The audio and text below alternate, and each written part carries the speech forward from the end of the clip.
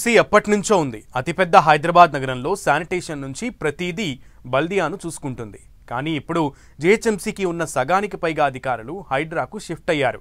EVDM, DRF ఇప్పటికే హైడ్రా పరిధిలోకి వెళ్లాయి. లేటెస్ట్గా మాన్సూన్ టీంల నిర్వహణ బాధ్యతను కూడా హైడ్రాకు ఇచ్చారు. జీహెచ్ఎంసీ అధికారుల సంగతి పక్కన పెడితే మాన్సూన్ టీంల నిర్వహణ హైడ్రాతో సాధ్యమవుతుందా? హైడ్రా కమిషనర్ ఆదేశాలను జీహెచ్ఎంసీ సిబ్బంది ఫాలో కావాల్సిందేనా?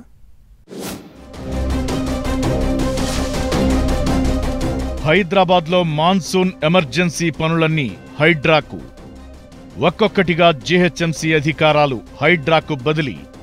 వానాకాలం విపత్తు నిర్వహణ ఇక నుంచి హైడ్రా బాధ్యత. బల్దియా అధికారులు హైడ్రా ఆధీనంలోకి వెళుతుండడంపై చర్చ. జీహెచ్ఎంసీ నుంచి మరిన్ని అధికారాలు హైడ్రా ఆధీనంలోకి వెళ్లాయి.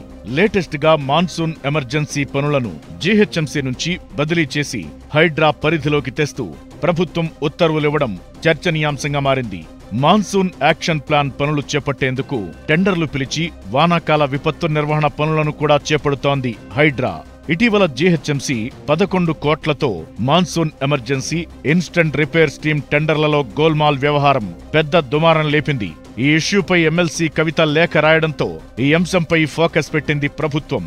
టెండర్ల అవకతవకల ఇష్యూకు చెక్ పెట్టేలా జీహెచ్ఎంసీ నుంచి బదిలీ చేస్తూ హైడ్రాకు మాన్సూన్ ఎమర్జెన్సీ పనులను అప్పగించింది రేవంత్ సర్కార్. వర్షాకాలంలో గ్రేటర్ డిస్కమ్, జీహెచ్ఎంసీ, పోలీస్, జలమండలి, హైడ్రా శాఖలు అత్యంత కీలకం. అయితే ఇప్పటికే వర్షాలు పడుతుండటంతో మాన్సూన్ యాక్షన్ ప్లాన్ సరిగా లేక లోతట్టు ప్రాంత ప్రజలు ఇబ్బందులు ఎదుర్కొంటున్న పరిస్థితి. వాస్తవానికి జీహెచ్ఎంసీ ప్రతి ఏటా మే చివరి వారం నాటికల్లా మాన్సూన్ యాక్షన్ ప్లాన్ అమలుకు పూర్తి స్థాయిలో సిద్ధం చేయాలి.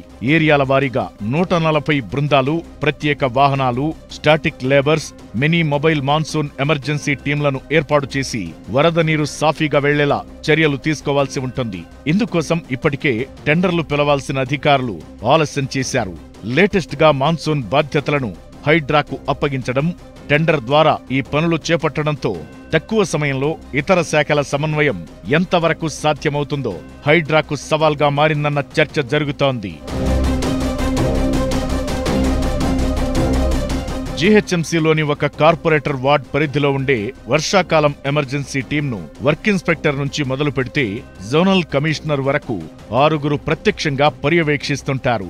క్షేత్రస్థాయిలో ఉండే work inspector, AE, DE, EE వంటి అధికారులందరూ డిప్యూటీ కమిషనర్, జోనల్ కమిషనర్ పర్యవేక్షణలో పనిచేస్తారు. ఇప్పుడు హైడ్రాకు ఇంత స్థాయిలో వార్డ్, సర్కిల్, జోనల్ వారీగా సిబ్బంది లేరు.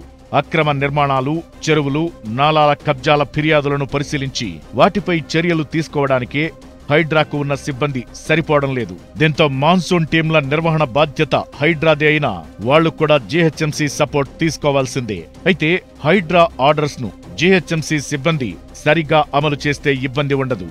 కోఆర్డినేషన్ మిస్ అయితే జనాలకు ఇబ్బందులు తప్పవు. అయితే జీహెచ్ఎంసీ మాన్సూన్ సిబ్బంది హైడ్రా కమిషనర్ చెప్పినట్టు వినాలంటూ ఆదేశాలు వస్తే బల్దియాకు హైడ్రా కమిషనర్ షాడో బాస్ గా వ్యవహరించే పరిస్థితులు కనిపిస్తున్నాయి.